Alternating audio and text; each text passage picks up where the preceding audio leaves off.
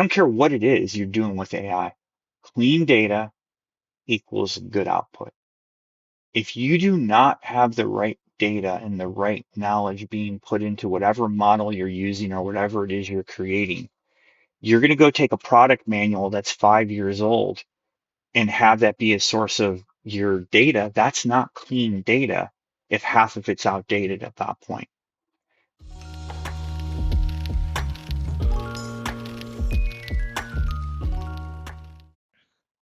Hello, and welcome to the CX Files. Today's guest is Will Christacakos. He is a global customer support and post-sale experience leader with over 2 decades of experience operating at VP and senior levels.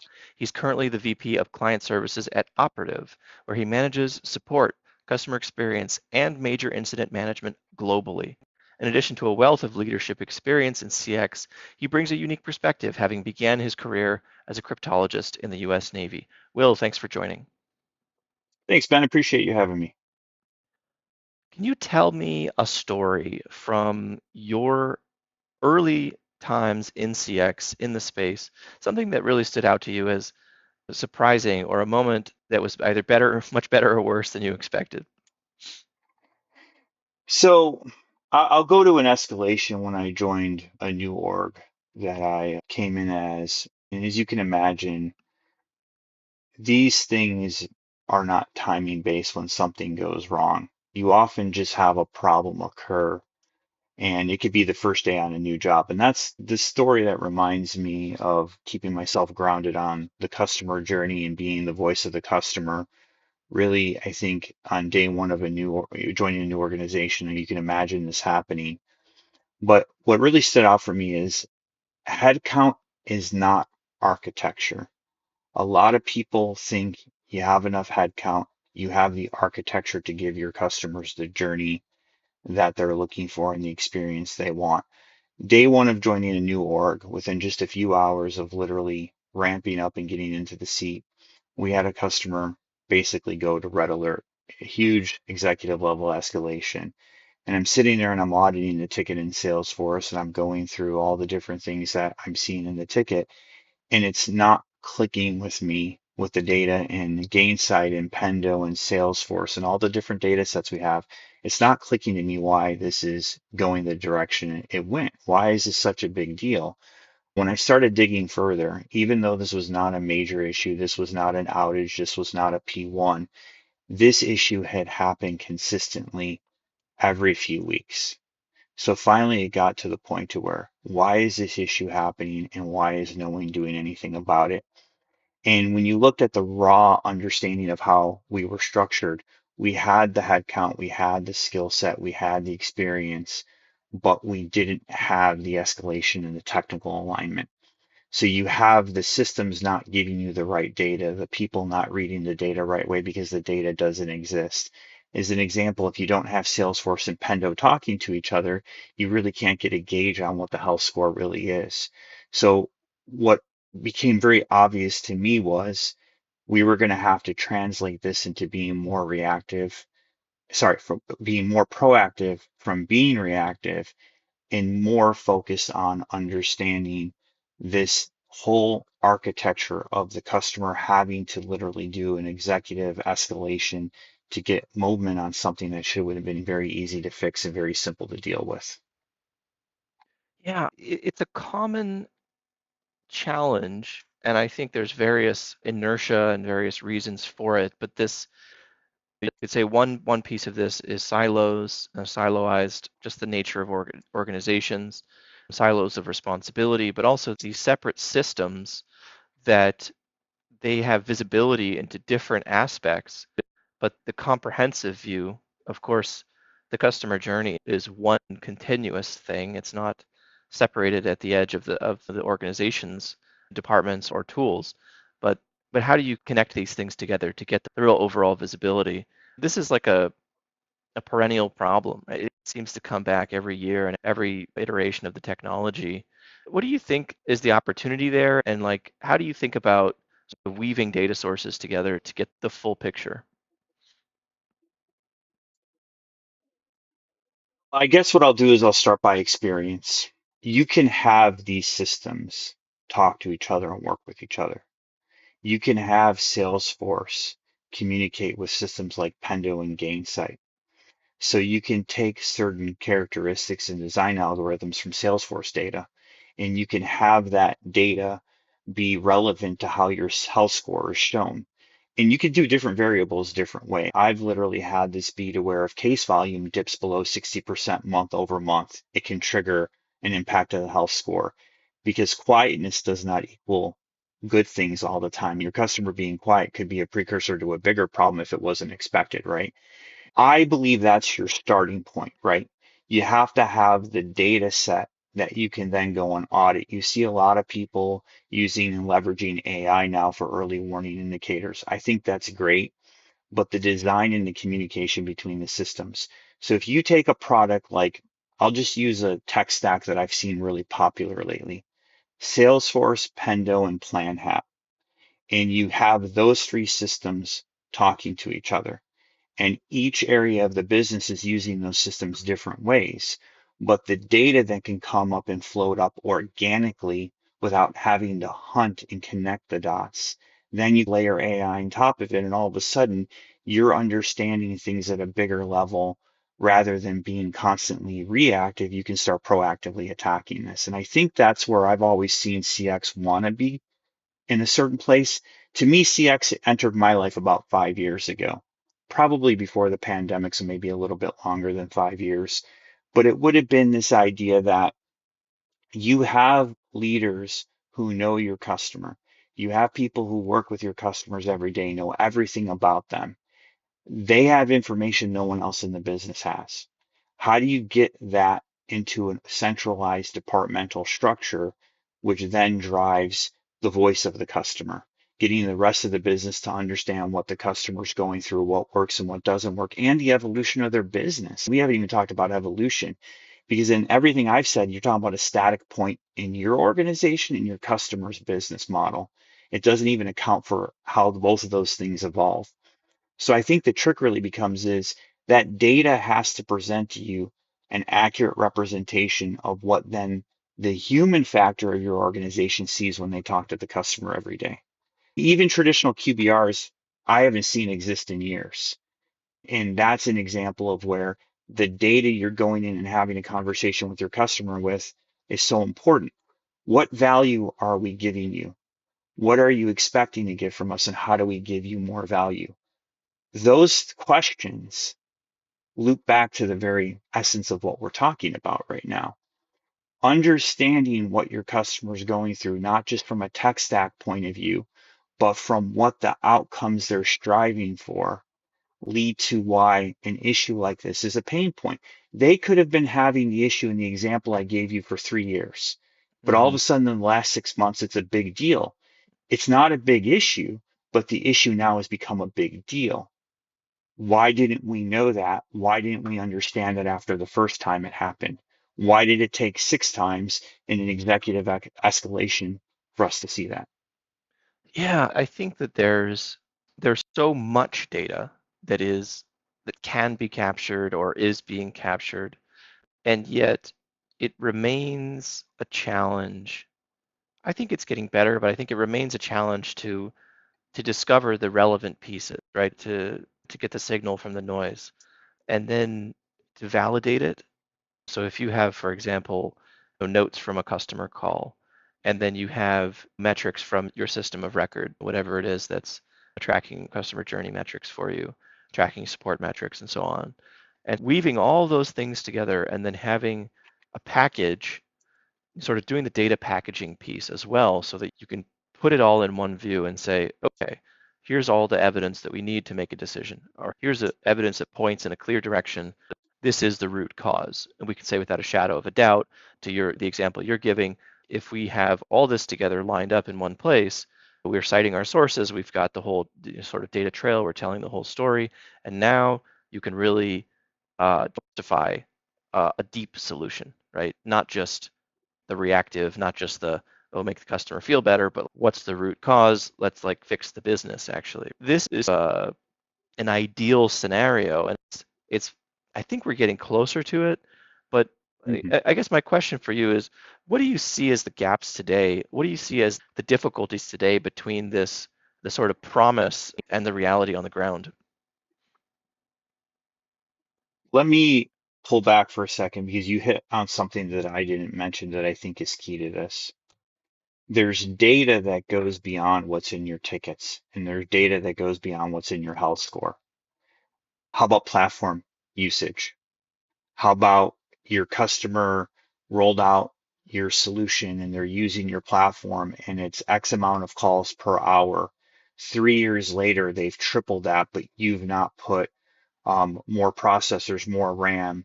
You maybe have them on a multi-tenant environment instead of a single tenant environment. And now that's causing them pain, but that pain isn't manifesting itself that way in its tickets. I think that was a good call out because that's something that I think SaaS companies really struggle with, right?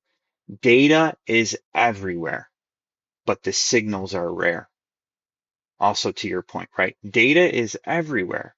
You can pull data from a million systems. How about the data that before your go live that might be sitting in a system like Confluence? All the research, all the discovery done during the sales process, during the design process, that data is often not factored into what we're talking about. You have the data everywhere, but the signal is what's the challenge. The signal is the rarity, right? Mhm. Volume is not clarity.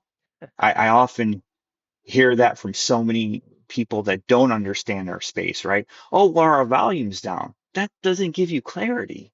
I said just a few minutes ago, that could be a bad thing that your volume's down. Mhm. If your top five customers have less volume and you can't understand why, you can't just take that as no news is good news. That could be a sign that there's a bigger challenge here. So I think signal, often referred to as signal execution, is hard. I think it's hard because you do have good data buried through many different data sources, right? So data validation, as you said, it's going to matter. But I think the trend alignment, I don't know if you mentioned that, but to me, that's the thing that stood out to me. It's the trend alignment. So I referenced earlier, I like using triggers for alerts in systems like Salesforce. Show me a trend, not just on my dashboards, but send me that report. Salesforce can send you reports via email. It's so rudimentary, it's so old school that, wow, you're going to get your data in an email. I could be on an airplane somewhere. I could be in an airport. I could not be in my home office. Maybe I'm on vacation. But all of a sudden, Salesforce flipped a trigger and I have a report on my phone or my iPad. And all of a sudden, I have access to data very quickly and easily that allows me to pull levers behind the scenes, pick up the phone, call somebody, maybe even get the customer on the call and say, hey, I'm seeing some things here. What's going on? How can I help? Are you okay? Is something not working for you? Are we missing the mark on what you need? So I think the trend side of the data also is valuable. And I heard something the other day that really stood out to me. Imagine if you were to have a change in leadership at your organization and you just dismissed everything the prior leadership did. So think about it from the perspective of what I just said. Let's say I move on and I go to a different organization and they bring somebody in to replace me, but all those alerts, all that data analysis, and all those trends just get dismissed. That is such a huge mistake. Think about it, right? The data is there, the trends are there. You're making it easy for anybody to be able to analyze that and find a problem. You don't want to throw that away because that comes with history. 18 months of data and 18 months of trends. But imagine if you just started over, January of the next year and you didn't consider any of that. You're missing all that. You're missing all of that. You're losing your evidence. You're losing your root cause analysis. You're losing your possible past solutions that works. And the data is not defined as the owner of one area of the business or the other in my mind. If the data exists, the interpretation is not open for debate, right? Ownership of the interpretation is based upon how, let's say, the head of engineering might see the same data versus how the head of support or the head of someone who's running account management, but the trends don't change. So I think for me, I try to say, hey, look, you have the data. All organizations have data. It's there. You got to have the signal discipline. You got to be able to say, okay, hey, look, I can take the data, I can package it, and then I can do the interpretation versus, again, I bring up so many systems already in this call. You have one person looking at Pendo, but nobody else is looking at Pendo. You have one person looking at Salesforce tickets, but nobody else is looking at Salesforce tickets. You're not going to have an organization function as one entity focused on the customer journey. All you're going to do is have siloed data and siloed decision making at that point. Mhm. Yeah, I think there's a few great points that I want to pull on here, a few great threads. I think one of them, you mentioned the term signal discipline. I really like that Yes. phrasing. I think signal discipline is a great way to think about it. You also mentioned in Salesforce specifically having triggers set up to identify trends and then send a sort of an ad hoc report like, hey, trend identified, trigger set, send email. And I think the format is really not the important part, right? If it's in an Mhm. email or a push notification or what Slack ping or Teams ping or whatever it is, right? Right. But having the idea of triggers set up for the sort of leading indicator of, hey, this is maybe a concerning trend. This is maybe something that you need to pay attention to, and setting those triggers up so that you can get ahead of things. That's that's so powerful, right? You don't want to be finding out from an angry customer. Ideally, you want to be finding out Yes. before they have any cause to really be upset. So yeah, a couple That's things why there. that's why I had sorry to interrupt, but that's why I had mentioned what I was saying about as companies evolve and roles change and leadership changes, think about the evolution of support and customer success to then form CX. Hmm. You can't start over. Like Hmm. that data is important to having those triggers. I Right. mean, to your point, whether you're old school or new school, whether you want Salesforce popping up on your phone as an app alert, or you're somebody like me that still likes to have something I can actually have a full report view anywhere I am versus a pop up on my phone. To your point, the end result is the same. It's a proactive acknowledgement. True story. Just, I want to say less than a year ago, I literally had just landed going to see a customer, 3, 4 hour flight, didn't have internet. It was broke. Landed, got my bag, hopped in the car, 30-minute ride to downtown to go see this customer. I'm literally in the car and I called them. They thought I was calling to say, hey, my planes got delayed or whatever, right? I said, hey, we don't have this on the agenda, but I just got an alert because it literally popped up in my email on my phone. And I said, I've noticed this. And they're like, what are you talking about? I said, and I explained the situation that one part of their business wasn't using one part of our business and our product suite in the relationship. They owned multiple solutions. And I said it dropped 75%.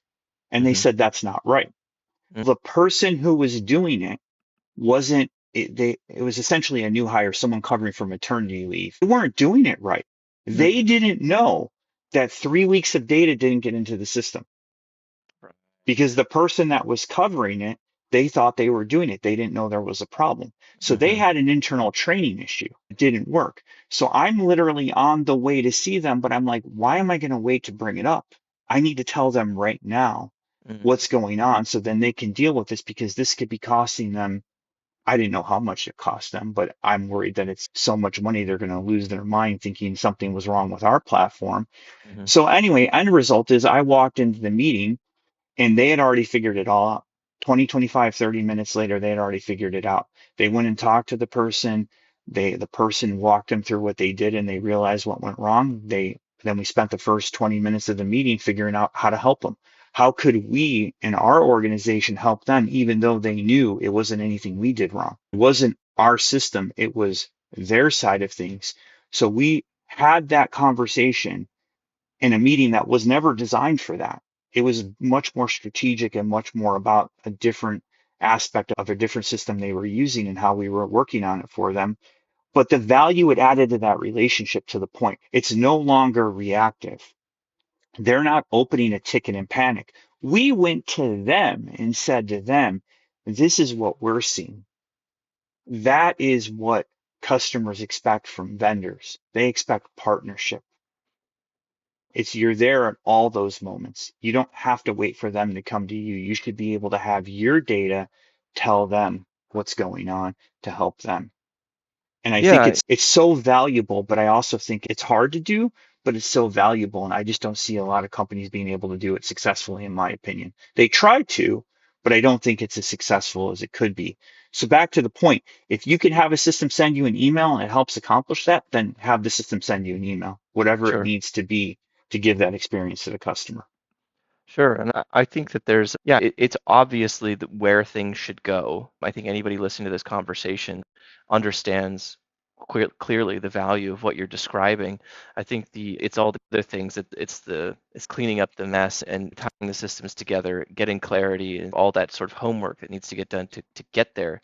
But the destination and the motivation for it, I think, is crystal clear. You're making a great point. I wanted to ask you, switch gears a little bit here. I wanted to ask you about where you're seeing impact from AI specifically. We are at least a year, probably closer to 2 years at this point into, I'll say the modern era of AI, because AI has actually been around for a long time. But the ChatGPT came on the scene. There's, of course, there's Gemini. There's all these other tools now, and then there's all the from Salesforce on down. Every single vendor has their own flavor of AI now. But there's been, I think, a certain level of maturity that's been achieved, and yet it still seems like the results on the ground are a little bit thin. From your vantage point, from your perspective, where do you see the actual impact from AI, and how much does that differ from the promises? This conversation a lot, especially with peers. And I don't know if what I'm about to say is still true. But when I used to answer this question, it really felt like I was in a very small minority of the opinion of this. To your point, AI has been around for a while. It's just been around in different ways. So back in 2019, I rolled out a really cool product. They're still around today. I still do business with them. And I applied them in 8 different disciplines. And I, believe it or not, still follow a lot of those disciplines today. And I'll give you some examples to bring some clarity to it. So I think where AI evolving and maturing is understanding that the bold promises of, let's say you have full agent engagement. That might be to me considered a bold promise at this point, even at this point today.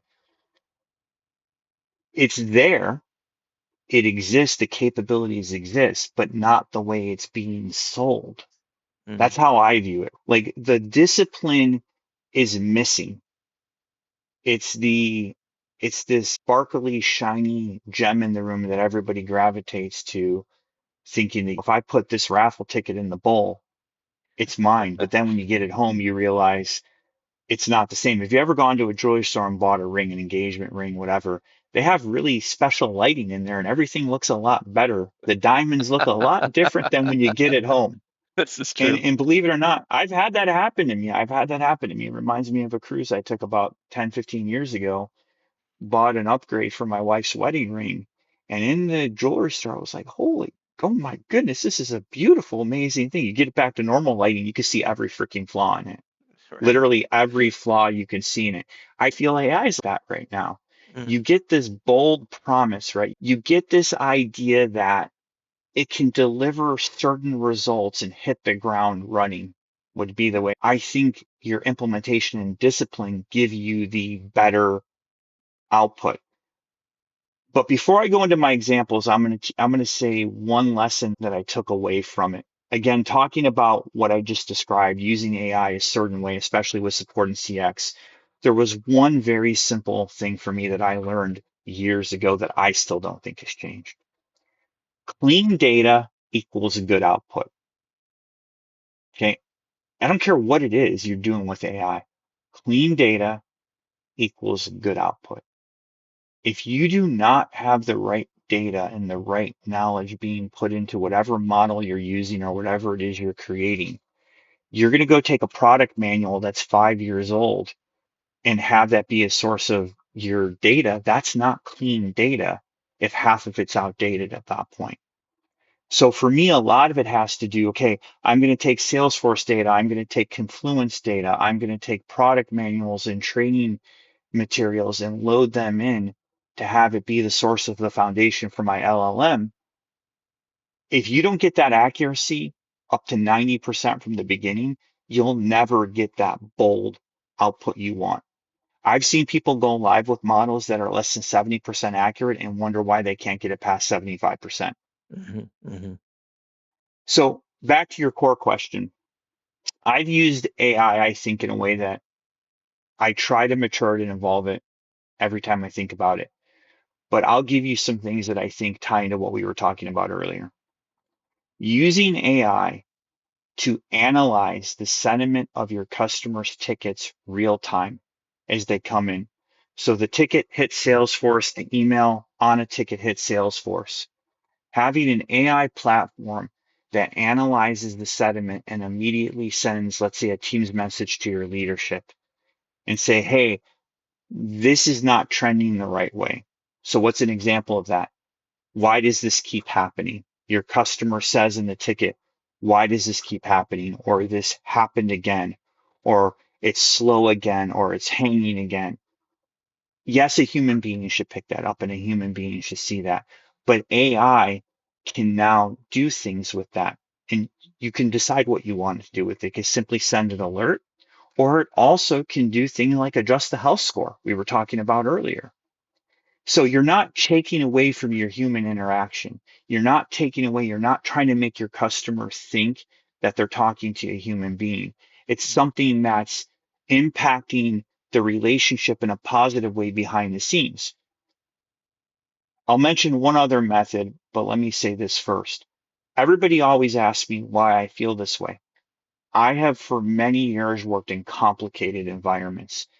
You're not talking about 100,000 tickets a year that get answered in 30 seconds. You're talking about tickets that take sometimes days to solve, complicated technical challenges in single tenant, multi-tenant, on-prem hosted environments. That you can't have that bold promise built around something that is not mature enough to handle. So that's my background and why I think the way I think. Because I know I can't put an agent out there to handle a platform for a customer that has 75% customization. It's not going to work. If they're the only customer that has that configuration, where's the data set to learn from and grow, at least at your foundational level? Hmm. Going Hmm. back to my second example, I just mentioned analyzing inbound messages, analyze outbound messages. If you want a certain communication cadence from your support engineers and a certain quality, analyze those outbound messages to where if a message didn't meet that standard, the system isn't going to prevent the message from going. You've got to meet your SLAs, right? There could be important information in there as well, but you can come back and teach that use that as a teaching experience or learn from it. Or if it is critical and you're alerting a leadership aspect of your organization, let's say it's a director level or manager level, they can go back and immediately go work with that support engineer and have them send a follow-up message. Simple black and white situation. I do not believe in one or two word answers to a customer. You have to communicate with them in a certain format, certain message structure, layout, as it were, right? Really good basic example that I've believed in for over 20 years. Every message ends, hey, let me know if you want to hop on a quick call and talk about this. Whatever it is you just told them, maybe they just want to get on the phone and just talk through it for 30 seconds, for 60 seconds, whatever. Your message should end with that. If I see a support engineer send a message and it doesn't end with that, or AI sees a message and it doesn't end with that, I want to catch that. So you see how that early warning system can now tie into AI. We talked about it earlier, right? It can be a Salesforce email, but it also could be AI saying, hey, this doesn't conform to the way you want it to be. And you could take it one step further. I mean, you could have AI get more involved, but I don't think that the magic doesn't exist, right? You're augmenting workflow with this. You're not introducing magic. So if I have a human being who may have made a minor mistake and didn't structure a message the right way, but they still delivered the important part of the message, Do I want an AI quote unquote agent getting in the middle of it and actually communicating with anyone? No, I'm going to use it to do data analysis and flag and then tell me, okay, this month, your team in London had 47 messages that didn't meet quality standards, but your team in Brazil only had five. Right. Okay, now AI is going to help me understand what that means and what I can do about it. That's the type of thing I like to do with Yeah. platforms like that. I think that's a really solid approach and it's very low risk. And I think one of the big topics with AI is this question of trust, this question of risk, having AI either completely missing the larger context, simply not having the Hmm. right data to pull from, or having the wrong data, right? So there's like too much data, not enough data, or wrong data, and any three of those can trip you up with AI. I think the tendency is to think about it like a human, where you have in your brain as a person, you have this kind of global understanding. You have, to your point earlier, you have a long-term understanding, hopefully, of the business that, oh, this Hmm. is a Hmm. seasonal trend versus a problem with this customer or something. We see this trend every year. We've seen it in past years. It's nothing to worry about versus the AI doesn't have that in the prompt that it's getting. It doesn't have that in its Hmm. data sources. And it could be a number of different things, right? Oh, we know this client, there's like an exception for this person. You were saying before that there's depending on the type of business that people are in, they might have these really case by case kind of relationships that are like mostly unique as opposed to mostly standard. And I think that the mental piece here for people to think about is being really clear about the edge of what the AI can see. And if it doesn't see what it's not going to be able to do what you do. Hmm. If it can't have that full picture and the obvious kind of AI use cases, right? Oh, we're going to reduce easy tickets. We're going to automate responses. Hmm. We're going to do all these things. If you're selling like toothpaste or something, like if you have a pretty straightforward, pretty simple business, then that's going to be more of your bread and butter with AI, I think. But if your business is Yep. complex, if you have these deep client relationships, leaning more into the summary, leaning more into the analysis and assistance as opposed to like owning the whole relationship as an AI experience. Those are a few different aspects. I think I want to wrap up the episode because we're approaching the time limit here, or even over by a few minutes. But if you could just leave us with one thought, where do you see the opportunity of the future? What do you think people can focus on that's going to be enduring? There's so much that's shifting. There's so many new AI tools coming out. There's new methodologies and new processes, new ways of working. What is something that you think is going to be enduring and something that people can focus on in the medium to long term? Let's actually piggyback off what we were just saying and focus on a word called trust. I think transparency with your customers and honesty, and I mentioned earlier, a partnership, I think can't change. Hmm. Like I can't see a world in which you're servicing your customers and they're going to value you as a partner if you don't have a level of transparency, openness, and honesty, including AI. We're at time, but I'll just touch on this real quick. One of the other things I use AI for is to actually gather missing information when a ticket opens. So the customer knows that it is an agent sending them an email saying, I have a ticket holding in the queue. I can't assign it to a technical engineer right now because I need certain information. I sit down, when I rolled that out, I sat down with the top 100 customers as we were preparing to roll it out and actually explained it to them. When I first did this, the very first time I rolled this out, and I said, this is what it's going to look like. And this is what's going to happen. And if it doesn't work, you let me know and we'll evolve it, we'll adjust it. If we roll it out and it doesn't do what it needs to do, we'll step back. That level of honesty, transparency, and clarity, it isn't just listening to the customer, it is a two-way communication street. Hmm. Judgment has to be based on that. Think about it. You talked about pattern recognition before. There's pattern recognition when you're having a conversation with a customer and they're telling you something. The customer has clear ownership of their side of the relationship. You have clear ownership on your side. It has to align. You can't deviate from this. Technology can't take away from that. It doesn't have to be getting on an airplane and seeing them. It could be a call like this, where you're literally just saying, hey, let's just catch up, quick 15-minute call. Let me tell you what I'm doing. This doesn't replace a QBR. This doesn't replace anything else that's happening. It's a supplement to say, hey, here's what we're working on. We think it's going to make your life better. We hope it makes your life better. We hope it adds value to the relationship, and we're not charging you anything for it. It's us doing what we think is leading towards a better experience, whether it's our tech stack like AI, or it's just something else overall that we think maybe you're redesigning your portal. Maybe you're trying to make the experience of your customer getting self-service from your portal better. The idea becomes that level of relationship, I think, is not only a consistent now, but I think needs to be invested in more now. We're so busy firefighting all the time. We're so busy dealing with things, bottom lines in our EBITDA, bottom lines in sales and revenue, and being efficient and being smart with our spend. That doesn't cost any money to have a conversation with a customer. It doesn't cost any money to be willing to show them a prototype of what your portal looks like if you're about to change your portal and get their opinion. It doesn't cost you any money. And I often feel those relationships lead to something that we haven't talked about. I still believe in to some degree about CSAT surveys. The more that your customers know that you want their feedback, they will take the time to fill out the survey. If they think you're listening and they think you're paying attention, they will take the time to do it, even if it's only 3 to 4 minutes. If you can have that relationship be the foundation of everything you do, the rest of it, I think, comes organically, in my opinion. Said, and let's finish it on that note. This has been the CX Files with Will Christacakos, and it's been a pleasure to talk to you, Will. And for everybody out there listening, we'll see you next time.